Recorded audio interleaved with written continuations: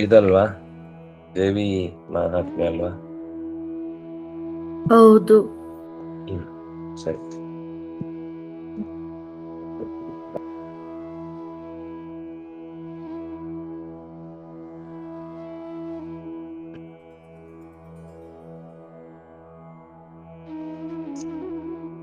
ಹರೇ ರಾಮ ಹರೇ ರಾಮ ಹರೇ ರಾಮ.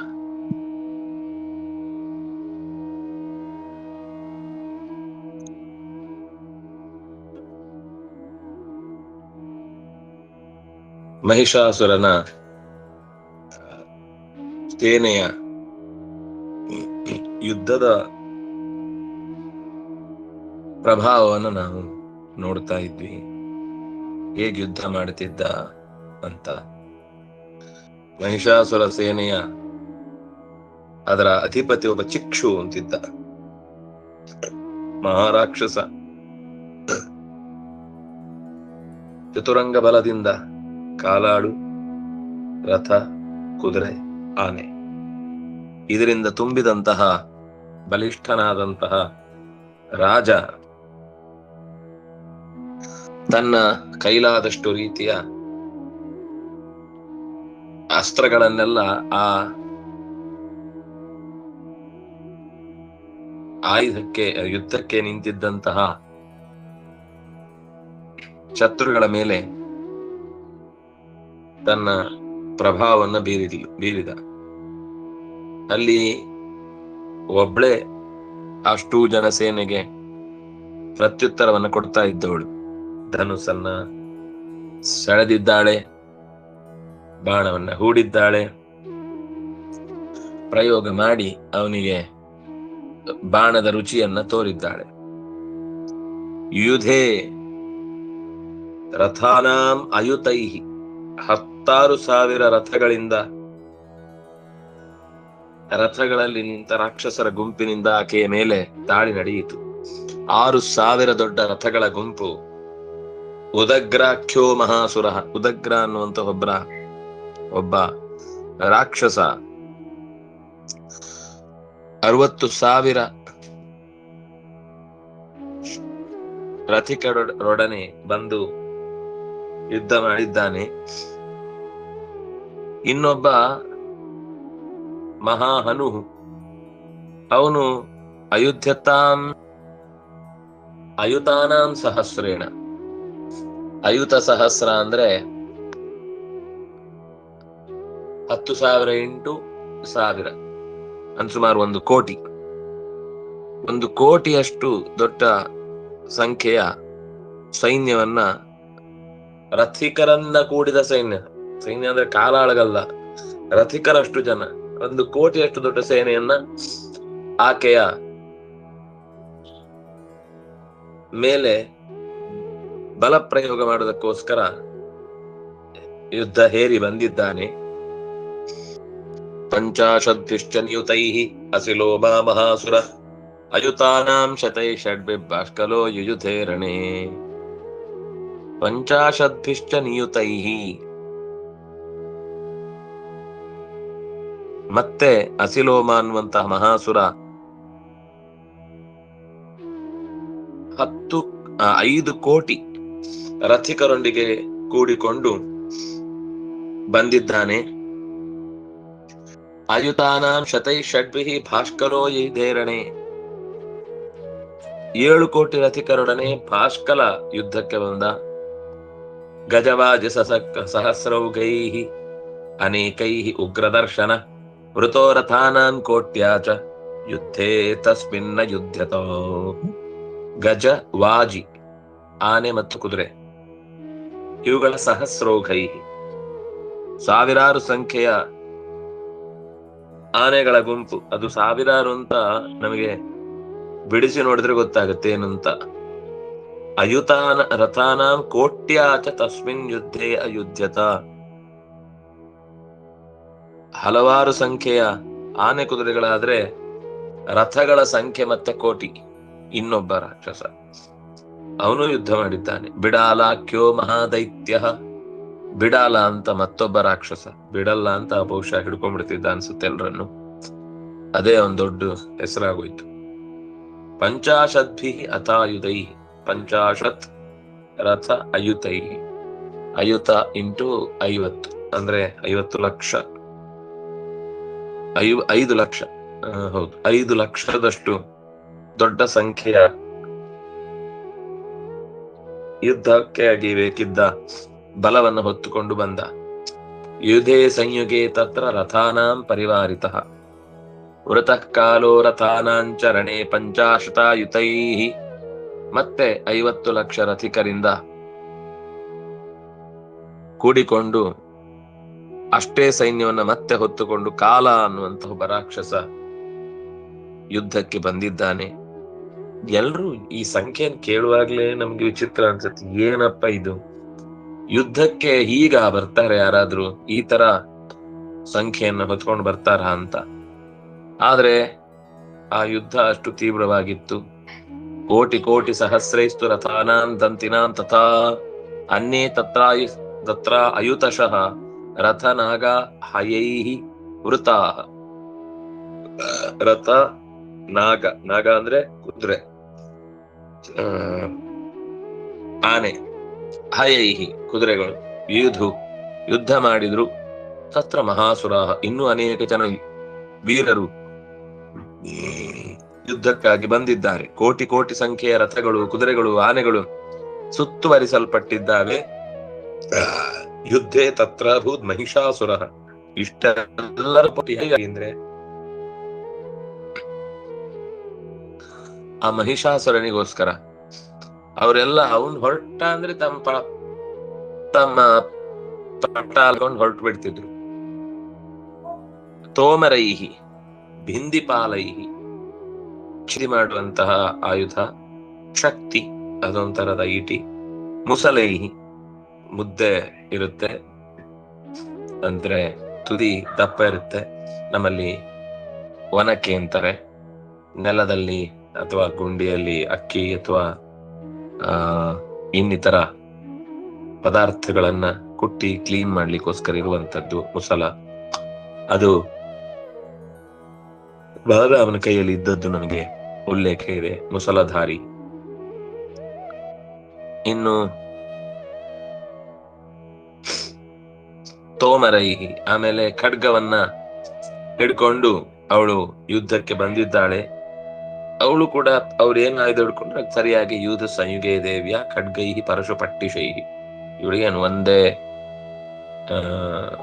ತೋಳೇನಲ್ವಲ್ಲ, ಎಷ್ಟು ತೋಳಿತ್ತೋ ಅಷ್ಟು ತೋಳುಗಳಿಂದ, ಯಾಕಂದ್ರೆ ಅಷ್ಟು ಜನ ಕೊಟ್ಟದಲ್ಲಿ ಹಿಡ್ಕೋಬೇಕಲ್ಲ ಅವಳು, ಅದಕ್ಕೆ ಅಷ್ಟು ದೊಡ್ಡ ರೂಪವನ್ನೇ ತೊಟ್ಟಿದ್ಲು.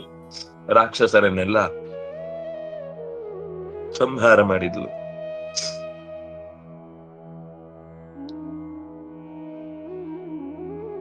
ಚಂಡಿಕಾ ಅಂತ ಆ ರೂಪ. ಕೇಚಿತ್ ಚಿಕ್ಷುಭು ಶಕ್ತಿ, ಕೆಲವರೆಲ್ಲ ಶಕ್ತಿ ಆಯುಧವನ್ನು ಎಸೆದಿದ್ದಾರೆ. ಕೇಚಿತ್ ಪಾಶಾನ್ ತಥಾಪರೆ, ಇನ್ನು ಕೆಲವರು ಹಗ್ಗಗಳನ್ನು ಎಸೆದು ಆಕೆಯನ್ನು ಹಿಂದಕ್ಕೆ ಎಳಿಬೇಕು ಅಂತ ಪ್ರಯತ್ನ ಪಟ್ಟಿದ್ದಾರೆ. ಇನ್ನು ಕೆಲವರು ಖಡ್ಗವನ್ನು ಎಸೆದಿದ್ದಾರೆ. ಹೀಗೆ ಎಲ್ಲರೂ ಒಂದೊಂದು ರೀತಿಯಿಂದ ಅವಳನ್ನ ಹೊಡೆಯುವುದಕ್ಕೆ ಎಲ್ಲಾ ದಿಕ್ಕಿನಿಂದ ಒಟ್ಟು ಸೇರಿ ಯುದ್ಧ ಮಾಡುತ್ತಿದ್ದಾರೆ. ಆದ್ರೆ ಯಾವುದಕ್ಕೂ ವಿಚಲಿತಳಾಗದ ಆ ದೇವಿ ಅವರೆಲ್ಲರ ಶಸ್ತ್ರಾಸ್ತ್ರಗಳಿಗೆ ಪ್ರತ್ಯುತ್ತರವನ್ನ ಚಂಡಿಕಾ ರೂಪದಿಂದ ಲೀಲಯೈವ, ಅವನೇನ್ ಮಾಡ್ಲಿಕ್ಕಿದ್ದಾನೆ ಅನ್ನೋದು ಅವಳಿಗೆ ತಿಳಿಯಲ್ವಾ? ಪರಮಾತ್ಮನ ಅತ್ಯಂತ ಪ್ರಿಯ ಮಡದಿ ಅಲ್ವಾ ಅವಳು. ಅವಳಿಗೂ ಈ ಯುದ್ಧದ ತೀವ್ರತೆಯಲ್ಲಿ ಅವರ ಪ್ರವೃತ್ತಿಗಳು ಹೇಗಿರುತ್ತೆ ಅಂತ ಗೊತ್ತಿರ್ತಿತ್ತು. ಆದ್ರಿಂದಾಗಿ ಲೀಲಯೈವ ಪ್ರಚಿಚ್ಛೇದ ನಿಜ ಶಸ್ತ್ರಾಸ್ತ್ರ ವರ್ಷಿಣಿ, ತನ್ನ ಆಯುಧಗಳಿಂದಲೂ ನಿರಂತರವಾಗಿ ಒಂದು ಕಡೆಯಿಂದ ಬಿಲ್ಲು, ಒಂದು ಕಡೆಯಿಂದ ಬಾಣ, ಒಂದು ಕಡೆಯಿಂದ ಅಸ್ತ್ರ ಶಸ್ತ್ರ ಎಲ್ಲಾ ಪ್ರಯೋಗಗಳನ್ನು ಕೂಡ ಈಶ್ವರಿ, ಎಲ್ಲವನ್ನು ಹಿಡಿದಿಡುವಲ್ಲಿ ಸಮರ್ಥಳಾದಂತಹ ದುರ್ಗಾದೇವಿ ಯುದ್ಧಕ್ಕೆ ನಿಂತು ಬಿಟ್ಟಿದ್ದಾಳೆ. ಸೋಪಿ ಕ್ರುದ್ಧ, ಮಹಿಷಾಸುರನಿಗೂ ಕೋಪ ಬಂತು. ಸೋಪಿ ಕ್ರುದ್ಧ, ಅತ್ಯಂತ ಕೋಪ ಮಾಡಿಕೊಂಡಿದ್ದಾನೆ. ಧುತ ಸಟಃ, ತಲೆ ಕೂದಲೆಲ್ಲ ಕೆದರಿ ಹಾಕೊಂಡಿದ್ದಾನೆ, ಬಿಚ್ಚಿದ ಕೂದಲು. ದೇವಿ ವಾಹನ ಕೇಸರಿ, ದೇವಿ ಸಿಂಹದ ಮೇಲೆ ಕೂತಿದ್ದಾಳೆ. ಕೇಸರಿ ಅಂದ್ರೆ ಸಿಂಹ, ವಾಹನ ಕೇಸರಿ. ಚಚಾರ ಅಸುರ ಸೈನ್ಯೇಶು ವನೇಶ್ವಿವ ಹುತಾಶನ, ಅವಳು ಹೇಗೆ ಹಬ್ಬಿದ್ಲು ಅಂದ್ರೆ ಆ ಪ್ರದೇಶವನ್ನೆಲ್ಲ ಕಾಡ್ಗಿಚ್ಚು ಹೇಗೆ ಇಡೀ ಕಾಡನ್ನು ಒಂದೇ ಸತಿ ವ್ಯಾಪಿಸಿಕೊಂಡು ಅಷ್ಟನ್ನೂ ಕೂಡ ತನ್ನ ಉದರದಲ್ಲಿ ಒಡಲಿಗೆ ಹಾಕಿಕೊಳ್ಳುತ್ತೋ, ಹಾಗೆ ಈ ತಾಯಿಯ ಬಾಣದ ಮಳೆ ಆ ರಾಕ್ಷಸರ ಗುಂಪನ್ನೆಲ್ಲ, ಕಾಡುಗಳನ್ನ ಬೆಂಕಿ ಹತ್ತಿಕೊಂಡಂತೆ ಕ್ಷಣ ಕ್ಷಣದಲ್ಲೂ ಆಯುಧಗಳ ರಾಶಿ ಆಕೆಯ ತೀವ್ರತೆಯ ಪ್ರಭಾವದಿಂದ ವೇಗವಾಗಿ ಶತ್ರುಗಳ ಸೈನ್ಯದ ಪಾಳೆಯದಲ್ಲಿ ಸುತ್ತಿಕೊಂಡು ಎಲ್ಲರನ್ನು ಕೂಡ ನಾಶ ಮಾಡಿತು. ತತತೈವ ಸದ್ಯ ಸಂಭೂತ ನಿಜ ನಿಶ್ವಾಸಾನ್ ಮುಮುಚೇಯಾಂಶ್ಚ ಯುದ್ಧಮಾನಾರಣೇಂಬಿಕೆ. ಬೆಂಕಿಯಂತೆ ಅಸುರರ ಸೈನ್ಯದ ಮಧ್ಯದಲ್ಲಿ ಆಕೆ ಚಲಿಸಿದ ರೀತಿ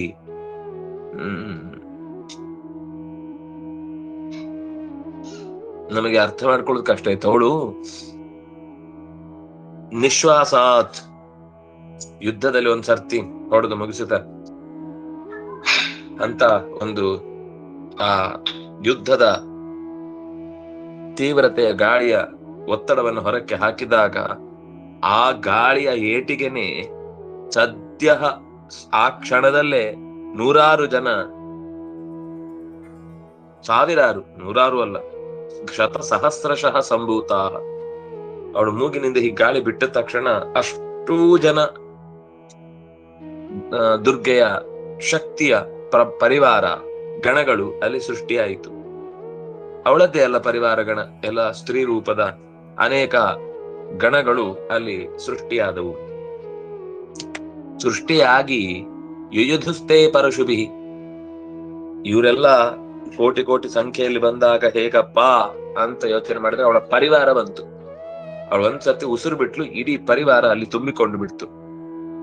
ತಕ್ಷಣದಲ್ಲೇ ಹುಟ್ಟಿದ ಈ ಪರಿವಾರ ಆಯುಧಗಳನ್ನೆಲ್ಲ ಹೊತ್ತುಕೊಂಡೆ ಪರಶು, ಬಿಂದಿಪಾಲ, ಕಸಿ, ಪಟ್ಟಿಷ ಇವುಗಳಿಂದ ಅಸುರರ ಗಣಗಳ ನಡುವೆ ಶಕ್ತಿಪ ಬೃಂಹಿತಾ ತಮ್ಮ ಸಾಮರ್ಥ್ಯಗಳನ್ನು ಪೂರ್ಣವಾಗಿ ಹಾಕಿ ತನ್ನ ತಾಯಿಯ ಸೇವೆಗಾಗಿ ನಮ್ಮ ಇದೊಂದು ಕೊಡುಗೆ ಎನ್ನುವ ಭಾವದಿಂದ ತೀವ್ರವಾದ ಹೋರಾಟ ಮುಂದುವರಿಯಿತು. ಅವಾದಯಂತ ಪಟಹಾನ್, ಕೆಲವರೆಲ್ಲ ವಾದ್ಯ ಊದಿದ್ರು, ಕೆಲವರು ಶಂಖ ಊದಿದ್ರು, ಕೆಲವರು ಮೃದಂಗ ಬಡಿದ್ರು, ಕೆಲವರು ಈ ಯುದ್ಧದ ಮಹೋತ್ಸವವನ್ನು ಆಚರಿಸುವುದಕ್ಕೋಸ್ಕರ ಅನೇಕ ರೀತಿಯ ನಾದಗಳನ್ನ ಗೈದ್ರು. ಈ ರೀತಿ ತಥೋ ದೇವಿ ತ್ರಿಶೂಲೇನ ಗದಯಾ ಶರವೃಷ್ಟಿಭಿ ಖಡ್ಗಾದಿವಿಷ್ಟ ಶತಶಾನ್ ಜಗಾನ ಮಹಾಸುರಾನ್. ಆ ಬಳಿಕ ದೇವಿ ತನ್ನ ಕೈಯಲ್ಲಿದ್ದ ತ್ರಿಶೂಲದಿಂದ, ಗದೆಯಿಂದ ಮತ್ತು ಬಾಣದ ಮಳೆಯಿಂದ, ಇನ್ನು ಕೈಗಳಲ್ಲಿದ್ದಂತಹ ಬೇರೆ ಬೇರೆ ಖಡ್ಗಾದಿ ಆಯುಧಗಳಿಂದ ನೂರಾರು ಜನರ ನಕ್ಷ ಮಾತ್ರದಲ್ಲಿ ಒಟ್ಟೊಟ್ಟಿಗೆ ಯುದ್ಧ ಆಗ್ತಾ ಇದೆ. ಯಾರಿಗೆ ಯಾವುದರಿಂದ ಹೇಗೆ ಪೆಟ್ಟು ಬೀಳ್ತಾ ಇದೆ ಅಂತ ಯೋಚಿಸ್ಲಿಕ್ಕೆ ಸಮಯವಿಲ್ಲದಷ್ಟು ವೇಗವಾಗಿ ಆಕೆಯ ಬಾಣದ ಮಳೆ, ಆಕೆಯ ಆಯುಧಗಳ ತೀವ್ರವಾದ ತಿರುಗಿಸುವಿಕೆಯಿಂದ ಶತ್ರುಗಳು ಕ್ಷಣ ಕ್ಷಣಕ್ಕೆ ಲಕ್ಷ ಲಕ್ಷ ಸಂಖ್ಯೆಯಲ್ಲಿ ಈ ಹುಲ್ಲು ಕತ್ತರಿಸುವ ಮಿಷಿನ್ ಅಲ್ಲಿ ಹುಲ್ಲು ಕತ್ತರಿಸುವಾಗ ಪಟ ಪಟ ಪಟ ಪಟ ಅಂತ ಮುಗ್ಗರಿಸಿ ಬೀಳುವ ಹಾಗೆ ಕೇಚಿದ್ವಿಧಾ ಕೃತಾಸ್ತೀಕ್ಷ್ಣೈ ಖಡ್ಗಪಾತೈಸ್ತಥಾ ಪರೇ ವಿಪೋಚಿತಾ ನಿಪಾತೇನ ಗದಯಾ ಭುವಿಷೇರತೆ. ಖಾದಿತವಾದ ಕತ್ತಿಯ ಪೆಟ್ಟು ತಿಂದವರು ಕೆಲವರು ಮಧ್ಯದಲ್ಲಿ ಸೀಳಿ ಬಿಟ್ಟಿದ್ದಾಳೆ, ಎರಡು ಹೋಳಾಗ್ಬಿಟ್ಟಿದ್ದಾಳೆ. ಆ ಶತ್ರುಗಳು ಪಾಳಯದಲ್ಲಿ ಹೇಗಿತ್ತು ಪರಿಸ್ಥಿತಿ ಅಂತ ಹೇಳ್ತಾರೆ. ಗದೆಯ ಬೀಸುವಿಕೆಯ ಹೊಡೆತದಿಂದ ತಲೆ ಅಪ್ಪಚ್ಚಿಯಾಗಿ ನೆಲದಲ್ಲಿ, ತಲೆಯೇ ಇಲ್ಲ ಅಥವಾ ತಲೆ ಇದ್ದಿದ್ದೆಲ್ಲ ದೊಡ್ಡದಾಗಿ ನೆಲಕ್ಕೆ ಹಚ್ಚಿಕೊಂಡು ಬಿಟ್ಟಿದೆ. ಇನ್ನು ತ್ರಿಶೂಲದಿಂದ ಚುಚ್ಚಿಕೊಂಡವರು, ನೆಟ್ಟರು ಕಾರುತ್ತಾ ಒನಕೆಯಿಂದ ಪೆಟ್ಟು ತಿಂದವರು ಎದೆ ಗೂಡೆ ಇಲ್ಲದಂತೆ ನರಳ್ತಾ ಪ್ರಾಣ ಬಿಡ್ತಾ ಇದ್ದಾರೆ. ವೇಮುಷ್ಟ ಕೇಚಿದ್ ರುಧಿರಂ ಮುಸಲೇನ ಭೃಶಂ ಹತಾಹ. ನೆತ್ತರಿನಿಂದ ಎದೆಗೆ ಒಂದು ಮುಸಲದಲ್ಲಿ ಗುದ್ದಿದ ಕ್ಷಣದಲ್ಲಿ ನೆತ್ತರು ಕಾರಿದ್ದಾರೆ. ಇನ್ನು ಕೆಲವರು ಚಿನ್ನಾಹ ಭಿನ್ನಾಹ ಶೂಲೇನ ವಕ್ಷಸಿ, ಎದೆಯ ಭಾಗಕ್ಕೆ ತ್ರಿಶೂಲವನ್ನು ಇರಿದು ತಿರುಗಿಸಿ ಬಿಟ್ಟಿದ್ದಾಳೆ. ಸೀಳಿ ಎದೆ ಕೆಳಗೆ ಬಿದ್ದಿದ್ದಾರೆ. ನಿರಂತರ ಶರೌಘೇಣ, ಬಾಣದ ಮಳೆಯಿಂದ ಕೃತ್ತಾಹ ಕೇಚಿದ ರಣಾಜಿರಿ. ಯುದ್ಧದ ಮಧ್ಯದಲ್ಲಿ ಶರಗಳ ಬಾಣಗಳ ಮಳೆಯಿಂದ ಅಲ್ಲಲ್ಲಲ್ಲಿ ದೇಹದ ಭಾಗಗಳಲ್ಲಿ ಗಾಯ ಮಾಡಿಸಿಕೊಂಡು ನಿಲ್ಲಿಕ್ಕಾಗದೆ ಸೇನಾನುಕಾರಿಣ ಪ್ರಾಣಾನ್ನ ಮುಮುಚುಹು ತ್ರಿದಶಾರ್ಥನ. ಆದ್ರೆ ಒಂದು ಬಾಣದ ಗಾಯ, ಎರಡು ಬಾಣದ ಗಾಯ ಆಗಿದ್ರೆ ತಪ್ಪಿಸಿಕೊಂಡು ಪಾರಾಗಿ ಬದುಕಿ ಮತ್ತೊಂದು ಸರ್ತಿ ಆ ಕಡೆಗೆ ಆ ದಿಕ್ಕಿಗೆ ತಲೆ ಹಾಕದೆ ಮಲಗಿ ಎಲ್ಲೋ ಒಂದು ಕಡೆ ಜೀವನ ಉಳಿಸ್ಕೊಳ್ಬಹುದಿತ್ತು. ಆದ್ರೆ ಅವಳು ಬಿಟ್ಟ ಬಾಣದ ಮಳೆ ದೇಹದ ಎಲ್ಲಾ ಭಾಗಗಳನ್ನು ಚೆನ್ನಾಗಿ ಕತ್ತರಿಸಿ ನೆತ್ತರೇ ದೇಹದಲ್ಲಿ ಇಲ್ಲದಂತೆ ಇನ್ನೆಲ್ಲಾದ್ರೂ ನೆತ್ತರು ಇದೆಯಾ ಅಂತ ನೋಡ್ಲಿಕ್ಕೋಸ್ಕರ ಉಳಿದ ಜಾಗಗಳನ್ನು ಕೂಡ ಬಾಣಗಳು ನೆಟ್ಟಿಕೊಂಡವಂತೆ. ಹಾಗೆ ನಿರಂತರ ಶರೋಗದ ಪ್ರಯೋಗ ಶತ್ರುಗಳ ಪಾಳಯದಲ್ಲಿ ನೆರಳು ಭಯದ ನೆರಳು ಹೆಚ್ಚಿತು. ಕೇಶಾಂಚಿತ್ ಬಾಹವಚ್ಛಿನ್ನ, ಕೆಲವರ ತೋಳಿರಲಿಲ್ಲ. ಚಿನ್ನ ಗ್ರೀವಾಹ, ಇನ್ನು ಕೆಲವರ ತಲೆ ಇರಲಿಲ್ಲ. ತಲೆಗಳು ನೆರಳದಲ್ಲಿ ಓಡಾಡ್ತಾ ಇರ್ಬೇಕಾದ್ರೆ ಅವ್ರದ್ದೇ ತಲೆ ಅವರದ್ದೇ ಕಾಲಿನ ಬುಡದಲ್ಲಿ ಕಾಣುದಿಲ್ಲ, ಅದರಿಂದಾಗಿ ತಲೆ ಬಿದ್ದೋಗಿದೆ. ಅದೇ ತಲೆಯನ್ನ ಬುರುಡೆಯನ್ನ ಇವನು ನಡ್ಕೊಂಡು ಹೋಗಿದ್ದಾನೆ, ಸತ್ತಿಲ್ಲ ಇನ್ನು. ತನ್ನ ಕಾಲಿನಿಂದಲೇ ಆ ತಲೆ ಬುರುಡೆಯನ್ನು ಒದ್ದುಕೊಂಡು ಮುಂದಕ್ಕೆ ಹೋಗ್ತಾ ಇದ್ದಾನೆ ರಾಕ್ಷಸ ಒಬ್ಬ. ಹೀಗೆ ಶಿರಾಂಸಿ ಪೇತುರ ಅನ್ಯೇಷಾಂ ಅನ್ಯೇ ಮಧ್ಯೆ ವಿಧಾರಿತಾ, ಇನ್ನು ಮಧ್ಯದಲ್ಲಿ ಎರಡು ದೇಹವನ್ನೆರಡು ಪಾಲು ಮಾಡಿ ಅಥವಾ ಸೊಂಟದ ಭಾಗದಲ್ಲಿ ಹೊಡೆದ ಪೆಟ್ಟಿ ಕತ್ತರಿಸಿ ಎರಡು ಭಾಗವಾಗಿ ಕೆಳಕ್ಕೆ ಬಿದ್ದಿದ್ದಾರೆ. ವಿಚ್ಛಿನ್ನ ಜಂಘಾಸ್ತುಪರೆ, ಕೆಲವರು ತೊಡೆ ಮುರಿದಿದೆ. ಪೇತುರ್ವ್ಯಾಂ ಮಹಾಸುರ, ಸೊಂಟ ಮುರಿದು ಹೋಗಿದೆ. ಏಕಬಾಹ್ವಕ್ಷಿ ಚರಣ, ಕೆಲವರಿಗೆ ಒಂದು ಕಣ್ಣು ಹೋಗಿದೆ, ಒಂದು ಕೈ ಹೋಗಿದೆ, ಒಂದು ಕಿವಿ ಹೋಗಿದೆ, ದೇಹದ ಒಂದೊಂದು ಭಾಗ. ಕೇಚಿದ್ದೇವ್ಯ ದ್ವಿಧಾಕೃತ, ಇನ್ನು ಕೆಲವರನ್ನ ಎರಡು ಹೋಳಾಗಿ ಸೀಳಿದ್ದಾಳೆ. ಚಿನ್ನೆ ಚಾನ್ನಿ ಚಿರಸಿ ಪಾತಿತಾ ಪುನರುತ್ಥಿತಾ, ಇನ್ನು ಕೆಲವರು ತಲೆ ಕತ್ತರಿಸಿದ್ರೆ ವಾಪಸ್ ತಲೆ ಇಟ್ಕೊಂಡು ಮತ್ತೆ ಯುದ್ಧಕ್ಕೆ ಬಂದಿದ್ದಾರೆ. ಚಿನ್ನೆ ಚಾನ್ನಿ ಶಿರಸಿ ಪತಿತಾ ಪುನರುತ್ಥಿತಾ, ಆದ್ರೆ ತಲೆಯನ್ನು ಸೇರ್ಕೊಳ್ಳಿಲ್ಲ, ಸುಮ್ಮನೆ ತಲೆ ಮೇಲೆ ಇಟ್ಕೊಂಡು ಬರ್ತಾ ಇದ್ದಾರೆ. ಕಬಂಧಾ ಚಿನ್ನ ಶಿರಸಃ ಖಡ್ಗ ಶಕ್ತಿಷ್ಟಿಪಾಣಯ, ಆದ್ರದ್ದು ತಲೆ ನಿಲ್ತಿರ್ಲಿಲ್ಲ. ಒಂದು ಕೈಯಲ್ಲಿ ತನ್ನ ತಲೆಯನ್ನೇ ಹಿಡ್ಕೊಂಡು ಅದನ್ನ ನಡಿಲಿಕ್ಕೆ ಕಾಣ್ಬೇಕಲ್ಲ, ಏನ ಆಶ್ಚರ್ಯ ನೋಡಿ. ಈ ಹಿಡಿದ ತಲೆಯಿಂದ ಕಣ್ಣಿಗೆ ಮಾರ್ಗದರ್ಶನ ಮಾಡ್ತಾ ಅದು ಈ ಶರೀರಕ್ಕೆ ಮೆಸೇಜ್ ಕೊಡ್ತಾ ಇದೆ. ನೀವು ಹೇಗೆ ಇದನ್ನ ಅರ್ಥ ಮಾಡಿಸ್ತೀರಿ? ತನ್ನದೇ ತಲೆಯನ್ನ ಕೈಯಲ್ಲಿ ಹಿಡ್ಕೊಂಡು ಹೋಗುತ್ತೆ, ಸ್ವಲ್ಪ ಹೊತ್ತಿಗೆ ರಕ್ತಪಾತವಾಗಿ ದೇಹ ಹೋಗುತ್ತೆ, ಆದ್ರೆ ಸ್ವಲ್ಪ ದೂರಕ್ಕೆ ಆ ತನ್ನ ತಲೆಯಿಂದ ಅದರ ಕಣ್ಣಿನಿಂದ ತಾನು ಮೆಸೇಜ್ ಪಡ್ಕೊಂಡು ದೂರಕ್ಕೆ, ಮುಂದಷ್ಟು ದೂರಕ್ಕೆ. ಚಿನ್ನೇ ಪಿಚಾನ್ನೇ ಶಿರಸಿ ಪತಿತಾ ಪುನರುತ್ಥಿತಾ ಕಬಂಧಾ ಯಯಧುರ್ ದೇವ್ಯ ಗೃಹೀತ ಪರಮಾಯುಧ. ಒಂದ್ ಕೈಯಲ್ಲಿ ತಂದೆ ತಲೆ ಹಿಡ್ಕೊಂಡು, ಇನ್ನೊಂದ್ ಕೈ ಆಯುಧ ಹಿಡ್ಕೊಂಡು ಮತ್ತೆ ಯುದ್ಧಕ್ಕೆ ಸಾಗಿ ಇಡೀ ದೇಹದ ಮತ್ತೆ ಉಳಿದ ಭಾಗಗಳೆಲ್ಲ ಕತ್ತರಿಸಲ್ಪಟ್ಟು ನೆಲಕ್ಕೆ ಬಿದ್ದು ಪ್ರಾಣವನ್ನ ತೆತ್ತು. ಶತ್ರುಗಳ ಪಾಳಯದಲ್ಲಿ ಇಂತಹ ವಿಚಿತ್ರಗಳೆಲ್ಲ ನಡೆಯುವುದಕ್ಕೆ ದೇವತೆಗಳು ಸಾಕ್ಷಿಯಾಗಿ ನೋಡ್ತಾ ಇದ್ದಾರೆ. ನೃತುಶ್ಚ ಅಪರೆ, ಇನ್ನು ಕೆಲವರು ನರ್ತನ ಮಾಡಿದ್ರು. ದೇವತೆಗಳ ಪರಿವಾರದಲ್ಲಿ ಚೆನ್ನಾಗಿ ಜೋರಾದ ಕಹಳೆ ಊದಿದ್ದಾರೆ, ಲಯಬದ್ಧವಾಗಿ ತಾಳ ಬಡಿತಾ ಇದ್ದಾರೆ, ನದ್ದಳೆ ಬಡಿತಾ ಇದ್ದಾರೆ, ಮೃದಂಗ ಬಡಿತಾ ಇದ್ದಾರೆ. ಇನ್ನು ತಲೆ ಕತ್ತರಿಸಂತಹ ದೇಹದ ಕೆಳಭಾಗದವರೆಲ್ಲ ಮುಂದಕ್ಕೆ ಹೋಗ್ತಾ ಇದ್ದಾರೆ. ಅವರೇ ಕರೆದು ಹೇಳ್ತಾ ಇದ್ದಾರೆ, ದೇವಿ ನಿಲ್ಲೋ ನಿಲ್ಲೋ, ದೇವಿ ತಿಷ್ಠೇತಿ ಭಾಷಂತಹ. ಇನ್ನು ಕೆಲವರು ಅವಳನ್ನು ಹಿಂಬಾಲಿಸಿಕೊಂಡು, ಅವಳು ಯುದ್ಧದಲ್ಲಿ ಹೊಡೆದು ಮುಂದೆ ಹೋಗ್ತಿದ್ದಾಳೆ. ತಲೆ ಕತ್ತರಿಸಿಕೊಂಡು ಬಿದ್ದವರು ಅವಳ ಹಿಂದೆ ತಲೆ ಕತ್ತರಿಸಿ ಬಿದ್ದ ಮೇಲೆ ಅವಳನ್ನ ಅಟ್ಟಿಸಿಕೊಂಡು ಹೋಗ್ತಾ ಇದ್ದಾನೆ. ದೇಹ ಇಡೀ ನೆತ್ತರಿನಿಂದ ಮುಳುಗಿ ಹೋಗಿದೆ. ಮೈ ನೋಡಿದವರಿಗೆಲ್ಲ ನವಿರು ಹೇಳ್ತಾ ಇದೆ, ಏನಿದೆ ಈ ತರ ವಿಚಿತ್ರವಾದ, ಭೀಕರವಾದ, ವಿಭತ್ಸವಾದ, ಮನಸ್ಸಿಗೆ ಭಯವನ್ನೇ ಹುಟ್ಟಿಸುವಂತಹ ರೀತಿಯ ಪ್ರವೃತ್ತಿ. ಪಾತಿತೈ ಹಿರತನಾಗೈಶ್ಚ ಅಸುರೈಶ್ಚ ವಸುಂಧರ, ಭೂಮಿ ಸುತ್ತ ಬಿದ್ದ ನೆತ್ತರಿನ ಕೋಡಿ, ಅವರ ಕೈ ಕಾಲು ಮಾಂಸದ ರಾಶಿ, ಆ ಭೂಮಿ ಎಲ್ಲ ನೆತ್ತರು ಮಯವಾಗಿದೆ. ಯಾರು ಅವಳ ಹತ್ರ ಹೋಗ್ಲಿಕ್ಕೆ ಆಗದಷ್ಟು ತೀವ್ರವಾದ ಕೋಪದ ಪ್ರದರ್ಶನವನ್ನ ಗಮನಿಸಿದಂತಹ ಮಂದಿ ಯಾರಿಗೂ ಬರ್ಲಿಕ್ಕಾಗ್ಲಿಲ್ಲ. ಮಹಾರಣ ಯುದ್ಧದ ಆ ವ್ಯಾಪ್ತಿ, ಯಾರು ಹತ್ತಿರದಲ್ಲಿ ಅವಳನ್ನ ಸಮೀಪಿಸ್ಲಿಕ್ಕೆ ಆಗದಂತೆ, ಅವಳ ಹತ್ತಿರಕ್ಕೆ ಹೋಗ್ಲಿಕ್ಕೆ ಆಗದಂತೆ ಅವಳು ಯುದ್ಧದ ವ್ಯಾಪ್ತಿಯನ್ನು ಬೆಳೆಸಿಕೊಂಡಿದ್ಲು. ನೆತ್ತರಿನ ಮಳೆ ನದಿಯಂತೆ ಹರಿತಾ ಇದೆ. ಮತ್ತೆ ಉಳಿದದ್ದು ಇನ್ನೂ ಕೂಡ ನದಿ ಉಕ್ಕಿ ಹರಿಯುವ ಹಾಗೆ ಆ ರಕ್ಕಸರ ಶರೀರದಿಂದ ಉಸುರುತ್ತಾ ಇದೆ. ಅಸುರ ಸೈನ್ಯದಲ್ಲಿ ಅಂತೆಯೇ ಆನೆ ಕುದುರೆ, ಮನುಷ್ಯರದ್ದು ಮಾತ್ರ ಅಲ್ಲ, ಆನೆ ಕುದುರೆಗಳ ಅಸುರರ ರಕ್ತ ಪ್ರವಾಹವು ಕೂಡ ಒಟ್ಟಿಗೆ ಹರಿತಾ ಇತ್ತು. ಅವುಗಳು ಕೂಡ ರಾಕ್ಷಸರೇ ಕೆಲವರು ಇರ್ತಿದ್ರು ಆನೆ ಕುದುರೆಗಳ ರೂಪದಲ್ಲಿ. ಇನ್ನು ಕೆಲವು ಆನೆ ಕುದುರೆಗಳ ಕರ್ಕೊಂಡು ಬಂದಿದ್ರೆ ಅವುಗಳು ಕೂಡ ಯುದ್ಧದಲ್ಲಿ ಬಲಿಯಾಗಿ, ಅವರು ಏನ್ ಬೇಕು ಅಂತ ಹೊಡಿಯಲ್ಲ, ಅಥವಾ ಕೆಲವು ಅವುಗಳು ಟ್ರೈನಿಂಗ್ ಆಗಿ ಮತ್ತೆ ದೇವಿಯ ಮೇಲೆ ದಾಳಿ ಮಾಡುವಾಗ ಅವಳ ಸಿಂಹ ಅದನ್ನೆಲ್ಲ ಸಂಹಾರ ಮಾಡಿತು ಅಂತ ಮತ್ತೆ ಮುಂದೆ ಬರುತ್ತೆ. ಕ್ಷಣೇನ ತನ್ಮಹಾ ಸೈನ್ಯಂ ಅಸುರಾಣಾಂ ತಥಾ ಅಂಬಿಕಾ, ಆ ಅಸುರರ ಸೈನ್ಯ ಮತ್ತು ಅಂಬಿಕೆಯ ಯುದ್ಧದ ಎದುರಾಟ ಶತ್ರುಗಳ ಸೈನ್ಯವನ್ನು ನಾಶ ಮಾಡಿತು. ನಿನ್ನೆ ಕ್ಷಯ ಯಥಾ ವಹ್ನಿ ತೃಣದಾರು ಮಹಾಚಯಂ, ದೊಡ್ಡ ಊರಿನಷ್ಟು ವ್ಯಾಪ್ತಿ ಇರುವ ಹತ್ತಿಯ ಬೆಟ್ಟವನ್ನ ಬಿದ್ದ ಒಂದು ಸಣ್ಣ ಬೆಂಕಿಯ ಕಿಡಿ ಒಂದೇ ಕ್ಷಣದಲ್ಲಿ ಉರ್ಕೊಂಡು ಎಲ್ಲವನ್ನು ಕೂಡ ಉರುದ್ದಕ್ಕೆ ವ್ಯಾಪಿಸಿ ಹೇಗೆ ಸುಡುತ್ತೋ, ಸಾಮಾನ್ಯದ್ದಲ್ಲ, ಮಹಾಚಯಂ ದೊಡ್ಡ ಸಮೂಹವನ್ನ ವಹ್ನಿ ಹುಲ್ಲಿನ ರಾಶಿಯನ್ನು, ಮರದ ದಿಮ್ಮಿಗಳ ಗುಂಪನ್ನು ಅಥವಾ ಹತ್ತಿಯ ರಾಶಿಯನ್ನು ಕ್ಷಣಮಾತ್ರದಲ್ಲಿ ನಾಶ ಹೇಗೆ ಮಾಡುತ್ತೋ ಹಾಗೆ ಅಸುರರ ಸೈನ್ಯವನ್ನ ಈಕೆಯ ತೀವ್ರವಾದ ಯುದ್ಧದ ಪ್ರಭಾವದಿಂದ ನಾಶಗೊಂಡದ್ದನ್ನು ಹೇಳಿದ್ರು. ಅಷ್ಟೇ ಅಲ್ಲ, ಸಚ ಸಿಂಹ, ಆ ಸಿಂಹವು ಕೂಡ ಮಹಾನಾದವನ್ನ ಮಾಡುತ್ತಾ ಸಮುತ್ಸೃಜನ್ ಧುತ ಕೇಸರ, ಕೂದಲನ್ನ ಜೋರಾಗಿ ಅಲ್ಲಾಡಿಸಿ ನೆತ್ತರಮಯವಾಗಿ ಅದೆಲ್ಲ ತುಂಬಿಕೊಂಡು ಬಿಟ್ಟಿದೆ. ಶರೀರೇಭ್ಯೋ ಮರಾರೀಣ ಮಸೂನಿವ ಚಿನ್ವತಿ, ಗರ್ಜನೆ ಮಾಡ್ತಾ ದೈತ್ಯರ ಶರೀರದಿಂದ ಎಲ್ಲಿಯಾದ್ರೂ ಇನ್ನು ಪ್ರಾಣ ಉಳಿದಿದ್ರೆ ಅದು ಹೆದರಿ ಸತ್ತು ಹೋಗ್ಲಿ ಅಂತ ಕೂಗುವ ಹಾಗೆ ಕಾಣ್ತಾ ಇತ್ತು. ದೇವ್ಯಾ ಗಣೇಶ ತೈಸ್ತತ್ರ ಕೃತಂ ಯುದ್ಧಂ ಮಹಾಸುರೈಹಿ ಯಥೈಷಾಂ ಚತುಷುರ್ದೇವಾಹ ಪುಷ್ಪವೃಷ್ಟಿಮಿಚೋ ದಿವಿ.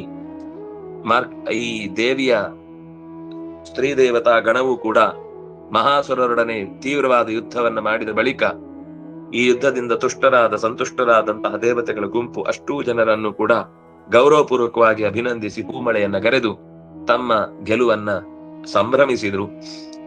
ನಮ್ಮ ಗೆಲುವಿಗೆ ಕಾರಣಲಾದ ತಾಯಿಯವಳು ಅಂತ ಸಂಮೋದವಾಗಿ ಆಕೆಯನ್ನ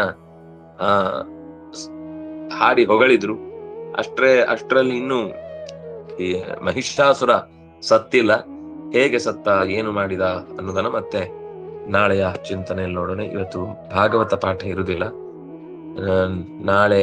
ನಾಳೆ ಇದ್ರೆ ಇರುತ್ತೆ, ಇಲ್ಲಾಂದ್ರೆ ನಾಳಿದ್ದು ಭಾಗವತ ಪಾಠಕ್ಕೆ ಸೇರೋಣ. ಶ್ರೀ ಕೃಷ್ಣ ಅರ್ಪಣಮಸ್ತು.